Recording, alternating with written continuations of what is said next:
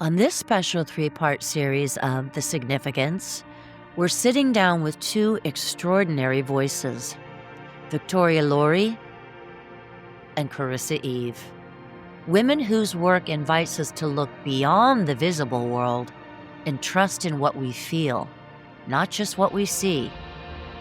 We'll explore the mysteries of intuition, the unseen, and the forces that connect us to one another. This is part one of A Significant Summit.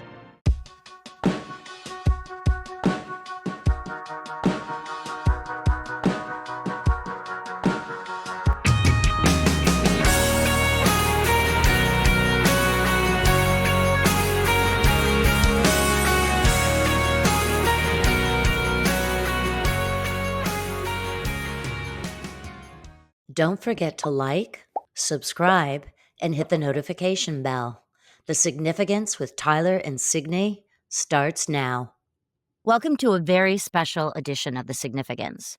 Instead of a single guest, we're bringing together two extraordinary voices to explore the mysteries of intuition, the unseen, what may lie ahead, and the ways to find meaning in life and loss. Our guests are two women who have built remarkable careers in the field of psychic and intuitive work. Victoria Laurie, a New York Times bestselling author and trusted psychic, and Karissa Eve, a gifted medium whose work has touched countless lives. Today, they'll share their wisdom, their perspectives, and even their insights side by side. This isn't just a conversation, it's a significant summit, a summit of hearts and minds. Victoria and Karissa, welcome to The Significance. We're so glad you're here. Thank you. Thank you for having us. We're so glad to be here. Yeah. Victoria, you've spoken before about the moment you recognized that this was more than intuition. Since then, how has your understanding of that bigger picture evolved? It's so interesting, Signy, because I think it's still evolving. I think that my understanding for how this whole cosmic energy conflux works is an ongoing learning lesson kind of thing. Like it's a whole education. And I feel like I'm still far away from getting that PhD, but like that's the goal. Maybe by the end of my life, I will have figured out enough to leave this world going, now I get it all. But mostly it's this thing where when you interact with the other side, and Chris, I know you feel the same way. When you interact with the other side, they are the best educators, the best teachers, the most patient advisors. They teach in a fun way, which is why I really love what I do, because their humor, I mean, truly, their humor is like gallows humor. Pun intended. It's hilarious. They think that dying is just so funny. So, they bring like some light and some levity into the mix. And I never have a bad moment interacting with them. If I'm struggling with something in my personal life, it'll be really interesting how they'll bring that up and tie it into what I'm reading for with my client. So they're full of wisdom and insight and education and love and acceptance. And so it's this kind of evolving largeness to the world. And it really does allow you to step back from the little petty things that irritate or frustrate you in your own life and go, on the other side, they're like, girl, this is nothing. So it's evolved in a sort of an expanding way, to answer your question. I think that's great news for many people. That's wonderful. That's great. Karissa, your journey has its own unique path. What was the turning point when you knew you had to say yes to this calling? Well, I had a lot of experiences growing up. I was sort of raised in a family where, reading tarot cards was normal and having prophetic dreams was normal. It was actually when I was in my early 20s and I moved into a home that I kept having the craziest things happening. I mean, at one point, I was sitting on the couch and there was a glass of water and the water came up out of the glass and splashed me on my face. And there was somebody sitting across from me that saw the whole thing, right? And I mean, you name it, everything was happening. Things were turning on, all these different things. And so with my understanding of pop culture, how we're sort of exposed to psychic and mediumistic things in this country and through our media in general, I was scared. So I went out and found another medium and I said, hey, you've got to come. My house is haunted. There's all this stuff going on. And she finally looked at me and said, it's you, babe. It's not the house. And I said, Wow. Oh my. what do you mean it's me? I was initially terrified. But she said, do you think I show up at houses and people can tell me like, oh, it's this man in his 70s in a velour tracksuit that keeps walking around? And there's so much in the media that makes you think like a ghost whisperer, that it's just so clear. You're going to see them walking around gory, and it's just not that extreme. There's subtlety and nuance to it. And so for me, I realized I have to face my fears. I have to allow myself to go into this full force so that I can really understand me, how this is happening, what this means about the world around me. And like Victoria said, ever since then, it's been in education, but for me, essentially, so much of it has been about that there's just nothing to fear. There's just nothing to fear. Right. You know what's amazing about what both of you just shared, and I really appreciate what you're sharing, is that in life you hope you're in a constant state of evolving, that you're learning every day, and not just from the positive things that come your way, but I think I always learn from the more difficult things that come down the pipeline. That's where I really have to dig deep and have a clear understanding of who and what I'm about. But it sounds like such a beautiful evolvement, such a beautiful process for both of you. I mean, just an incredible opportunity. So I'm like, Yeah, I'm we really, hooked. yeah. Oh, good. That's awesome. We really are in the best of hands. Honestly, we're in the best of care because the other side only wants what is for our best and highest good. And they want that for their loved ones, and they also want that for the messenger. So whenever we're interacting with the other side, it just feels like we're in safe hands. Victoria is a friend of the show, and now Karissa is a friend as well. But I wanted to know how you two met. How did your paths cross, and how did you two connect? Karissa signed up for a session. I think you were recommended to me, correct? I was, yes. Yeah, and I'm very so- careful with who I go to. And just Victoria's name had come up consistently. And I said, finally, okay, it's time to meet this woman. Twist my arm, right? Yeah. And like, honestly, within like 10 seconds of meeting her and encountering her energy, I was like, well, we're just going to be best friends. Like, that's just going to happen. Wow. She is just a I love it. delight. And her energy is so bright and it's so gorgeous. And she's, you know what I really appreciated about that first session? I don't remember a lot of like what was said and what was exchanged. But I do remember how remarkable it was to be reading for another professional intuitive and not be challenged with the, well, I'm psychic too. Because I get that a lot. I get a lot of Right. intuitives that come to me for readings, and I'm always grateful. But then there's this, for those who are perhaps maybe a little less successful or a little insecure, where that ego shows up. And they have to kind of prove their psychicness. And, I'm sure you're wonderful. I'm sure you're amazing. I'm sure you're helping people. But there's just no room for it, really. If you signed up and paid for it in a session with me, I'm not intimidated. And, the fact that Karissa is one of my dearest friends, and I absolutely love this woman so much, is testament to that, because she's extraordinary. She's amazing. As a medium, she's incredible, really. She is my go-to person anytime I need intuitive advice. First number I dial is Karissa. How Right back at beautiful is Victoria. that? I mean, That, she's equally amazing, besties. and we had that connection right away. And again, I have been in this world a long time, and it's very hard to trust people because unfortunately there is a lot of ego in this work, and whether that's from other professionals or just even clients that we get, there we do attract a large sex of people that want to be told they're special.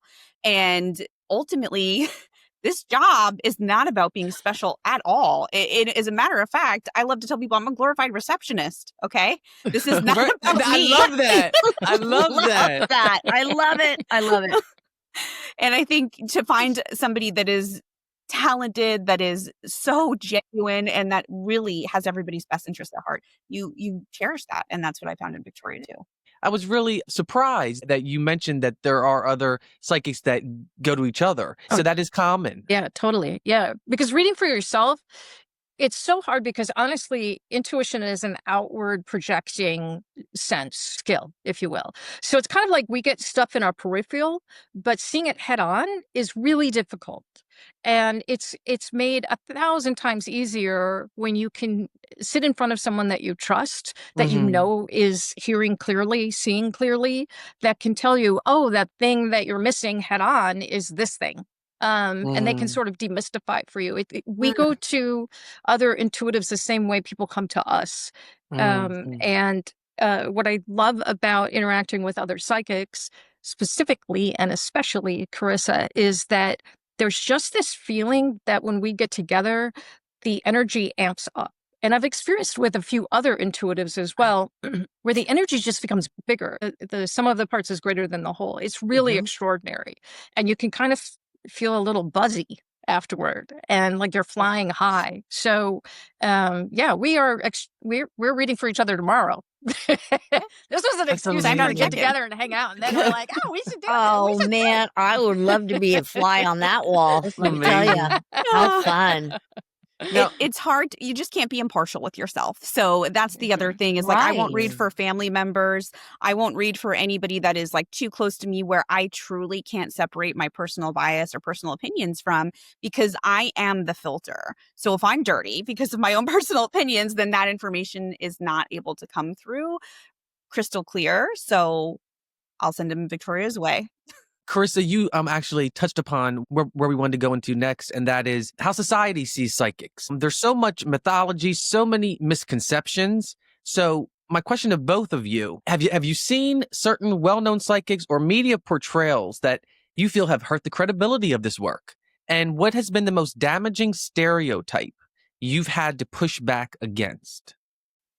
I think the most damaging truly has been that we are scams or frauds in any way, shape, or form, right? That we don't have people's best interests at heart, or that we're doing this for any other reason than trying to truly help and share what we have experienced, that love never dies, that life goes on, which is, if you feel you've had these miraculous experiences, like people that have had NDEs, they want to share their story because they want to be able to touch other people to say, hey, just take a look at this information. It might change your entire existence. Right. And that's what we feel called to do too. And for me personally, it's also to give a voice to those that no longer feel they have one. I love to tell people, I don't work for you. I'd like to make people happy, but that's not my job. It's not my job to make people believe in what I do.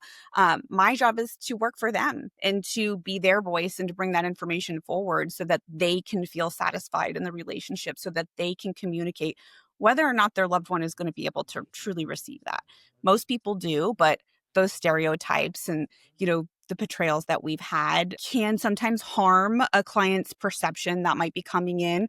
I always welcome skepticism. Skepticism is healthy. You should bring it into everything in life. But open-mindedness, open-minded skepticism is really what we want to encourage. And I think if people are willing to see that we're just normal people, I'm going to go to the grocery store later, I've got to bring my car in, it's just, we're not sitting here with crystal balls or, doing anything crazy.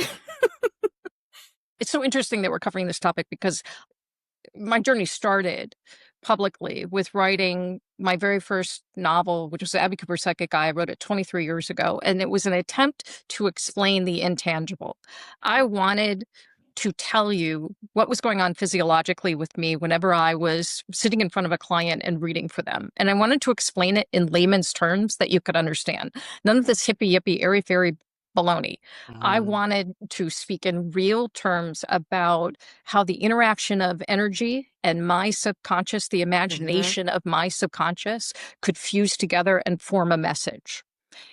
And since then, I'm now penning my 43rd novel. And I've sold, a few copies of that first book. Just a few. Pardon me, humble brag time. Cue the humble brag. But I had this kind of epiphanal moment about 11 months ago that it was time to try and reach an even wider audience. So I started writing the screenplay for Psychic Eye. And I don't know if it's going to go anywhere. I don't care. It's written. It's done. We're moving it on to the next level. But it's to try and change the perspective and the stereotype that, as to Karissa's point about how we're seen as these frauds and these charlatans, and we all live in, trailer parks with bangles and scarves and, chain smoking. I want to change that perspective that we are actually professionals. We have our shit together. And because you might need advice or assistance from someone who's like us does not make you tainted by some ink, some black ink. I actually went to a talk where an author was talking about how she'd included a psychic in the story. And she said, and I quote, something to the effect of, but the rest of those people are garbage. All those people are garbage. And that was really a moment for me. Whoa. Because not only was it a kick in the gut, like, oh my God, she's speaking to this audience of over 200 people and no one is going, hey, wait a minute. Everybody's just nodding. But this is how we're publicly viewed. And sometimes we get so wrapped up in our kind of everyday lives that we're not looking outside of that. I'm very careful with my interactions online because I don't want to hear it. I don't want to be attacked. I don't want to be, oh, you're terrible. Blah. I don't want that energy. I don't want to invite that energy. But there's a point at which you have to be a little bit brave and put yourself out there enough to try and start to change some minds. But I think you both also do a really good job of demystifying the neon sign. I call, the hand. The handprint. Love that. Right. Palm reader. I'm gonna make a shirt for you guys. Demystify the neon sign. Love that. But that's our future podcast. I was just going to say that. Actually, that podcast will be coming out in a few weeks. Between there you go. There you go. True, Tyler and his ideas. Yeah. So on the flip side, too, to that question, what do you wish people understood more? If there was one thing that you could give somebody to walk away with that you wish they understood more about the work, what would you both say? The thing that I would want to say is that this is work, that tuning into someone's energy is work. It is not easy. And if you approach me and ask me a question and expect me to give you an answer, will my intuition be triggered because you asked the question? Yes. Will I give you the answer? No. And it's not just like I can walk around and answer everybody's question and then it doesn't cost me anything. This is work. And I'm at work during certain hours of a calendar week. And that's where you can reach me and pay me for my intuitive guidance, perspective, all of that stuff. Good for you. I think Karissa and I have both been on the end of being taken advantage of. And I have ended relationships hard and firm with friends and family alike because they just wouldn't respect the boundaries. Wow. So that's an interesting thing to talk about too. That's really sad. Yeah. Because people think it's this fountain that just never stops flowing. And, of course you have access to all the information, but the truth is we don't. I don't, meet someone and instantly know that they're going through a divorce. Sometimes I do, but I try not to, Could you imagine? Right. They'd be like, talk to me, Goose. No, I mean, at the grocery store, you'd be like, where's the Sanka? Where's the dad? Your mom wants her Sanka, Right. And, that is the truth is like, we don't, a lot of times I get students at the beginning that will go, oh my gosh, I'm in the grocery store and I can't stop hearing everything. And we have to say like, hey, you're doing that. You're doing that. Your antenna is up. You have started you're showing up to classes. You are interested. You want to learn. You are excited. And that's what it takes. You are putting your antenna up and then everything is coming to you. Your awareness is basically amplifying. So it's not that, everybody in the grocery store is going, child custody issues, like, oh, change your job. It's just, you have opened up that antenna and you're filtering it all in. So we really, I teach students to turn it off. And just like Victoria said, when I'm not at work, I'm not tapped in. I don't want to know, unless there is a emergency that I can stop, which we all know how rare those instances are. I just want to be tuned out and be a regular person. I've got kids to feed and phone calls to make, and that goes both ways. Mediums have to learn to turn it off so that they're not trying to tune into everybody around them or every conversation they're having. They're picking up more information than they should be. It goes both ways. And so you'll see sometimes people will almost feel victimized by the amount of information that they're picking up or receiving, but they don't realize that subconsciously they're doing that purposefully. So they have to learn to draw those boundaries there as well, because it's not fair to other people. when I was first getting into this, I went to the bank to cash a check, and I'm standing at the teller window, and I looked at her and I immediately said, "Oh, you're moving this weekend." And her eyes went like this. They went like saucers. And I didn't realize that I was perhaps scaring the bejesus out of her. I'm just like, oh, I'm just doing my thing, and I'm like, Oh my your moving truck's going to have a flat tire. You'll need to check the moving truck to make sure it doesn't have Wow. it has air in all of the tires before. And she's like, I love who it. are you? You. you know, like she's like, I went to work and picked up a soccer, and I'm like, oh, it's okay, I'm a psychic. And she was like, Oh my here's your money, get out of here, leave. Yeah. So I learned, like going around and showing off, not always well received. We hear the term psychic and medium interchangeably, Yeah. but they aren't the same. So can you explain in your own words, this is to both of you, the difference between being psychic and being a medium? And where do you personally feel you fall along? Where do you fall in? What spectrum are you in? What do you fall into? So for me, the general rule is not all psychics are mediums, but all mediums are also psychic, right? So that's just kind of how it runs the gamut. So psychic is really perceiving information from you, another person, your energy field. I'm getting that information from you. I'm just reading your aura, your energy, whatever it might be. And mediumship is a form of directly connecting to another soul to soul Okay. communication, somebody that has passed and receiving information from them. So even when I'm speaking to somebody's guides, that's a form of mediumship because it's a different energy. It's a different, however you want to quantify or qualify that, entity, spirit, Right. whatever. That's where I'm getting the information of. So we're both psychic mediums. I think, I don't want to speak for Victoria, but for me, I just prefer mediumship. That's where I feel most comfortable. But you're using both in a reading. And for mediums, the difficult thing is we are trained really hard to make sure that we are not ever putting psychic information into the mouth of someone that we're communicating from. So I have to really be careful in a reading to delineate and say, your grandfather's saying this, but I'm feeling this.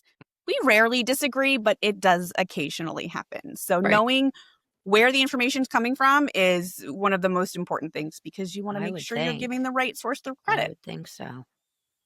So I think along the spectrum, I was for years, about 20 years actually, I was only a psychic, and I'm very, very comfortable future forecasting. Looking at someone's energy and boop, boop, boop, boop, boop, picking off the Christmas tree ornaments from their Christmas tree and being like, oh, this is a pretty glittery one, That's a good analogy. I like that. Because it's kind of how it is, they're kind of wearing this topic or that topic or whatever as an ornament, and I just pluck it off and look at it and describe it to them and tell them, where it belongs on the tree. And the reason I think that I leaned so far into the psychic realm was because I first started coming up in this business, so to speak, with one of the world's really best mediums, Rebecca Rosen, who's extraordinary. She's stupid expensive, but she's extraordinary. So she and I started together. We literally started together. And she was so good that she was crazy intimidating. And she would just be like, oh, I'm speaking with Robert, and he's got his best friend is Jay. And like, it was just boom, boom, boom, boom, boom, boom, boom. And you can't stand in front of that and go, I'm feeling a female connected to mom's side of the family. Like, it just looks stupid. So I leaned hard into getting better, strengthening my skill as a psychic.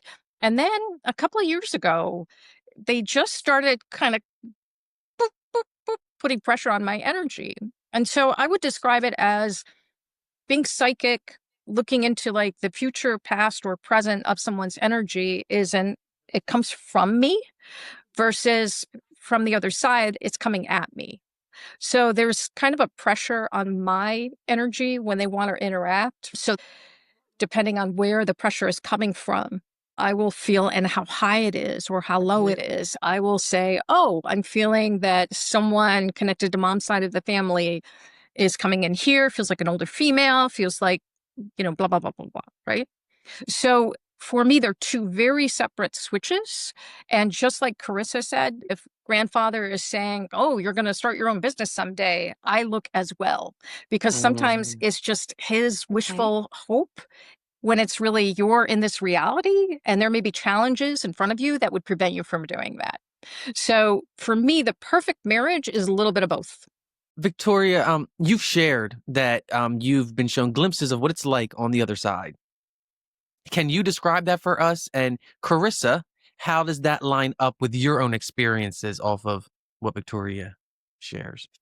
So I think one of the clearest images that I ever had of what it's like on the other side came from my brother-in-law, who crossed over 5 years ago, I believe. And my brother-in-law loved Paris. He loved France in general, but he just J'adore adored, Paris. exactly, adored Paris, right? My sister was like, with regard to Paris, she loves Hawaii. She's a Hawaii girl, right? I love them both. So one day, Steve kind of comes into my head and he's like, I'm building this home for my love, which is what he called my sister. I'm building this home for my love. Paris in the front yard, Hawaii in the back. And it became clear to me that the other side is driven by thought. So if you want to live in a chateau, think of it brick by brick, crumb by crumb, and it will be built. If you want to move, you have to think, I want to move. So it's heaven is of your own creation is kind of what the message was that I received. It's certainly a place that mirrors the universe rather than just our world. For me, I've been shown by my mentor, who also crossed over, that hanging out in other worlds is kind of a common thing. I've been shown a lot from the other side where they'll be like, yeah, got me a motorcycle and I'm going to, vroom, vroom, vroom, across the tundras of the other side. They play cards on the other side. They dance on the other side. There's lots of music. So it really does reflect this side, but it's like everybody's kind of on, from what I could tell, everybody's on permanent vacation, which is kind of cool. I love what you're saying because, manifestation, see it, say it, make it happen, visualizing what you want to appear in your life, what you'd like to change about your life, I think is very powerful because I believe that the universe is like a giant catalog. And what you're putting out there, it's like, oh, we will respond in kind. Here you go. So trying to have a very positive attitude, which I work very hard at. It's interesting. It seems as though it will carry through to the other side. So I love that. I think it comes from that side where power gains its thought gains its power is like from the other side. So we use it here, but really this plane is predominantly ruled by physics and chemistry. And so the importance of having a positive attitude, see it, say it, have it appear, is absolutely important. But we still have to deal with physics and chemistry here. And that's the bummer about being here, I think. I've had lots of experience, especially I would say, gosh, in those first like 5 or 6 years of mediumship where I was really outright obsessed, if we're being honest, with getting to the bottom of things and being able to see what's it like over there. What can you tell me? How can I get these answers? And spending long periods of times in meditation and trance and having those glimpses come forward. I think the longer that I've done this, the more comfortable I am with saying I don't know. I know that through readings, we hear things like, I'm back on the motorcycle. Just like Victoria said, or I finally have been to Ireland, my home country, if that was a dream. So, but I had a mentor who always used to say, be careful not to humanize the spirit world. And it took me really a long time to understand that fully and appreciate it, because essentially we're human having the human experience and I'm the filter. So that information is coming through me and I'm going to interpret that in a humanistic way. And that's the world that I'm going to paint. But I try to leave room for nuance and subtlety because realistically, I don't know if that's literal and I don't think it is, right? I don't think that it's literal, that there's literal cities. I think that it's the experience of, right? I may be having the experience of riding that motorcycle, whatever that might mean. And so essentially, though, when we boil it down, everybody's happy. Everybody can access freedom, joy, peace. Everybody can look at information that how they participated in this life here, and they can sort of without bias see how they may have caused hurt and examine and review things, but in a way that they are somewhat separate from the suffering that they would have had while they were here, and try to examine that in a very personal way. So I guess I like to focus more on the emotional aspect and the psychological aspect. That's sort of my shtick, if you will. And I like to leave a lot of things unanswered now. My favorite quote growing up was Albert Einstein saying, true knowledge is realizing you know nothing. And I think Right. the more I deconstruct my own bias, my own sociological programming, the more I am careful to not project what I think the other side is like. That's so That's what I would powerful say. to I own was that just gonna statement. say, so Yeah. powerful. Yeah. Right. Oh, thanks. Yeah. Thanks. It feels Absolutely. scary because I think I there's can a lot of imagine. Yeah. pressure for us to answer these things, to know these things. And I would try. I mean, I would strain myself. And I also, if I'm being honest, I drank the Kool-Aid. I spent a lot of time believing in manifesting or a lot of these things that I had to sort of wake myself up. There's a really fine line between what we do, our beliefs, and toxic spirituality, really whitewashing a lot of topics and things like that. I mean, there's enough atrocities in this world where I don't feel comfortable saying that everything is attainable to everyone and it's only goodness here. I mean, for me personally, it feels a little bit more like this is the Hunger Games and you raised your hand so fast to be here. You do not believe it when you're here, but as soon as you get back over there, you are like, please, can I go back? Can I go back? Can I go back? I love that. Now, Karissa, this just Powerful. made me think of something, but have you seen so many things from the other side that may have contradicted? Oh, maybe it is this or maybe it's that. So that's why I got to a place of I'm unsure. Yeah, Okay. good Yeah, question. I think absolutely. I mean, especially when you're going through, like I said, we're sort of culturized to view ghosts or spirits in this regretful, scary, stuck kind of way, right? And so this biggest part of my education, honestly, was having to come up against those ideas. And there's lots of teachers out there that are still teaching, oh, they're stuck or they didn't pass on or you have to help them. And so it took a lot of bravery for me to put myself in those situations where when people were calling me saying, gosh, my child is possessed or my home is haunted. And again, I was raised Catholic. I grew up watching The Exorcism. It's not like I didn't have a background of fear, but I had to go into it and check myself and go, hold on. And it finally took me into one situation where I was reading for, I didn't know at the time, but a funeral director. And I felt this energy like coming towards me. And it was so heavy and it felt so overwhelmingly dark and Wow. sad. And I started to have that sort of fear that come up. And I said, wait, if I believe in all the things that I really believe, that spirit is only good and protects me, bring it on. Come on to me. What are you? Come on That's to me. great. And I'm trying to communicate. There's no consciousness. There's no Yeah. communication from this energy.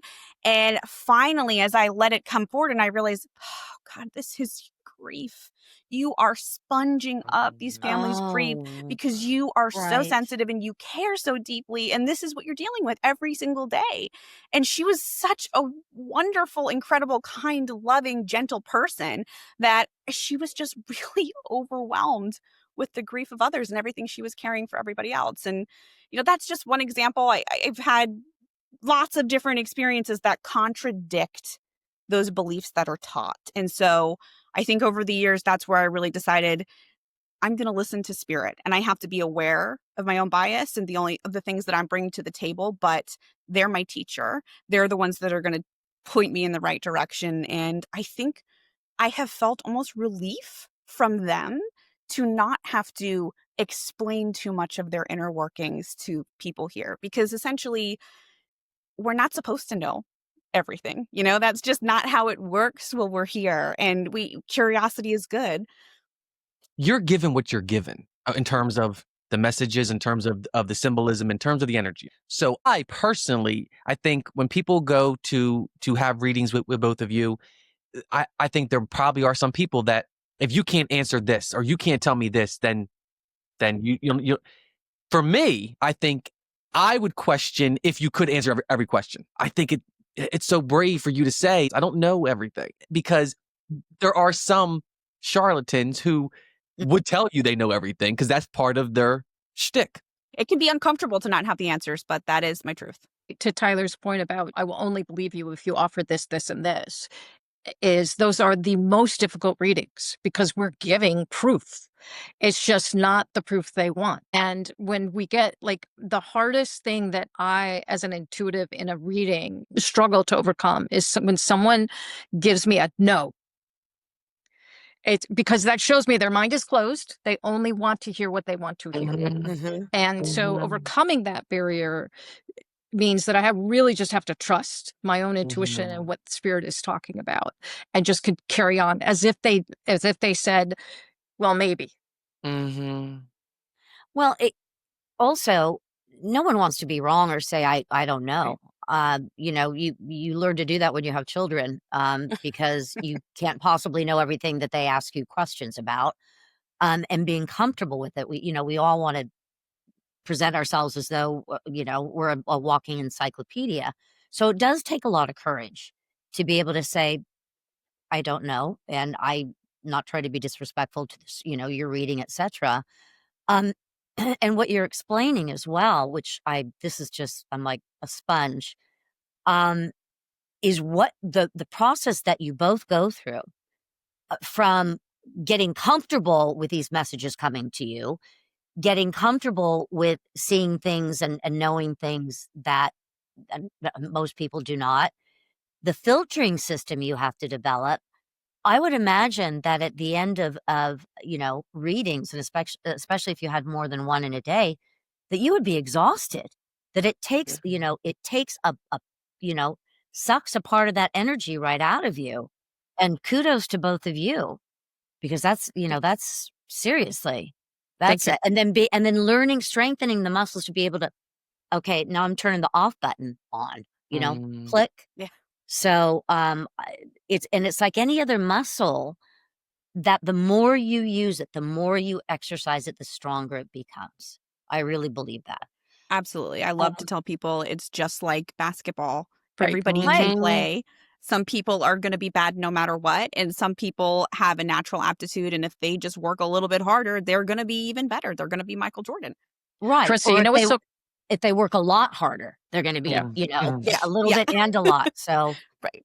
Karissa, you know what's so crazy about your analogy? I use the exact same analogy, basketball. Of course you do. Basketball. That's too funny. I'm like, Michael Jordan can jump 7 feet straight up. That's sometimes that's a medium. And, the guys who can only jump 4 feet, those are psychics, it's for whatever reason, basketball is like the best analogy, I think, for it. I totally agree. It's a skill. Because I don't think it applies to like singing. I think some people, they could spend a lot of time. I don't think they're going to be a good singer. So I don't think that you can use that analogy. Right. And of course you use the same analogy. Great minds think alike, the two of you. And I'm sure that there's a tremendous connection clearly between the two of you. Yeah. Some souls seem to move on with ease, while others linger in the shadows. Why do certain spirits remain tethered? Why do certain souls remain playful as tricksters, while others are more malevolent? And what keeps that energy from fully crossing over? That's a number of questions in one statement. So in my opinion, and in my experience, there's nothing malevolent coming from the spirit world. It doesn't exist. Everybody's in a good space and everybody immediately crosses over. It doesn't matter if that's a traumatic passing. I've spoken with people that have passed in traumatic accidents within hours of their passing, or if they're murdered or whatever it might be, that passing, it doesn't matter. Everybody's instantly, it's either here or there. And you don't really have a choice in the matter. So as soon as they're there, they can communicate. And sometimes, depending on how their communication style was in life, maybe they need to adjust and kind of learn a few things, but realistically, they're accessible right away. That doesn't mean that as mediums, we can't perceive the pain or the suffering that they experienced, but that's what we're hooking into. That's what I'm reading to understand what their passing was like, to give evidence to the family about how to find the body or whatever that might be. But that's not their current state. So when a medium is connecting, they're initially getting the information from before they passed or around the time of their passing. And as I work through that information, I'm going to feel a lightness. I'm going to feel the truth of their personality and the state that their spirit is currently in, which is joy. And so that's where you might get those people that were abusive alcoholic parents, and they're really difficult. And I'm going to feel that heaviness when I first communicate and connect. But as I describe those traumas and give evidence to my client, and we work through that to get more to the current state of the state that the spirit is in. And if my client is receptive to hearing those apologies or whatever, things need to come after acknowledging that abuse, then we're getting into what I would consider the real state of that spirit. In my experience, spirit's not just hanging out in homes. They don't care if it's where they died or whatever. They're going where their family is, or they're on the other side, right? They might want to be currently with family here if they're going on vacation or experiencing something significant. But energy does have a little bit of memory. Just like an old house, if I ding up the wall and then everybody dings up the wall for the next 100 years in the same house and nobody comes to fix it or clean it, that house is going to hold that wear and tear. So there's certain homes. Like a sponge.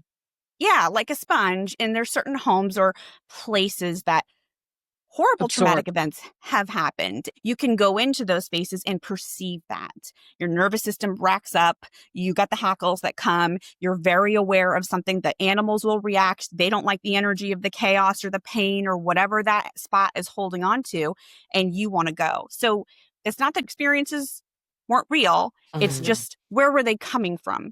It was simply the energy that the house and the space was still holding on to. The atmosphere is just one big sponge, and it's absorbing. We're emitting energy. And sometimes that energy, that last burst that we have right before we cross, is so big and so strong that the atmosphere holds on to it. So what you're explaining is, because the word tethered came in, why do souls remain tethered? They don't. They automatically cross over, but they're comfortable being with family. That's what is familiar to them. I often hear heaven is where my wife is. So there's a conscious, where they want to say, what wife wants to know, where is my husband? And he says, heaven's with her. I'm going to be with her until she's here with me. So that's a choice that they can make, though. Would you say then that there are limitations? Did the water jump out of the glass? Great question. You're getting it. So exactly. Was that my energy combining with the energy of within that home that I had moved into? So often psychics or mediums are like batteries. We're going to walk into those situations where there's memory stored and held into those places. We are literally going to energize it. And that's where you're going to see the most phenomenon happen. So that's how I experienced that. Is I walked into a place that, yes, there was a lot of energy. And so even that man that I used to see walk in the hallway back and forth, it's like, again, that energy is like a tape recorder. So he paced every night. So at night, I would see a vision of that playing over and over again, but he wasn't functionally there. He wasn't currently there. I was just perceiving it. But like I was telling you earlier, that's also, my antenna was up. I didn't know at the time, but my antenna was way up, and I was seeking and searching, and I didn't even intend to at that time. But I think it was a combination with, all of those things. And also the spirit world, I do think they can subtly and gently influence things. And I'm sure we should have a conversation about how much exactly. But I think also they were ready for me. They wanted me to wake up. Victoria, you had mentioned they don't have control over outcomes here. A lot of people think that there's some control over determining the outcome. So I think the way to phrase it for both of you is, what are the limitations? It's been my experience that it's more advisory than it is I will manipulate, right? So if you're asking, hey, Grams, I need this, I need that, I need. They're very aware of your desire to change your current circumstance, right? They might be able to bring you a therapist if you need one. They might be able to just set someone in your path that can help or assist, but they cannot intervene because you're in the middle of your lesson. They can bring counsel, they can bring offerings of assistance, but they're not going to change your circumstance. You're going to change your circumstance. You can listen to the advisor that was put in your path and change your circumstance. You can gather the courage that they're bringing you through the support of a loved one. Maybe you haven't heard from that loved one in a while, and that loved one is like, what are you up to? What are you doing? Oh, I think you're doing, that's amazing. Go for it. You can act on that, but your path is your path, and they're not going to alter it for you. It's the only time you'll hear me reference the Bible is when I love to tell people Noah had to build the ark. Okay. You're Noah. You've got to build the ark. You might get some great guidance. You might get, hey, the wood's over here, or you should build it by this date, but you still have to put the work in and do that. I mean, I would still say it remains to be seen in my eyes how much they can interfere. But I agree with Victoria. Their job is not to come and alter our paths. It is to provide love, support, guidance, to give us a reflection point back to. And sometimes it's all about acknowledging how far we've already come. One of the things that touches me the most is when people want to talk to a stressed young mother who's struggling with this and just sees herself as this failure or whatever the situation might be, not just moms. And the grandmother or the great grandmother comes through and who says, I didn't have choices. Look around you. Look how far you've come. Our whole generational line is looking at you going, you did it, girl. You're doing it. So, I think that's their job, not to save us from what's to come. Yeah. And then also the way that you're talking about energy, which I love, because aren't we all just particles interchanging with one another? That's my scientific explanation. I'm joking. What came to mind for me was a Duracell battery. Once you hook into that battery, all of a sudden you've got all this energy going on. So that jumped into my mind. So, it's energy, it's information, it's exactly. It's like plugging into a celestial internet. Quite frankly. You go. We're basically powerful. Just the keyboard, and you're Googling. Powerful. Yeah. Very powerful. The conversation continues next week on part 2 of A Significant Summit.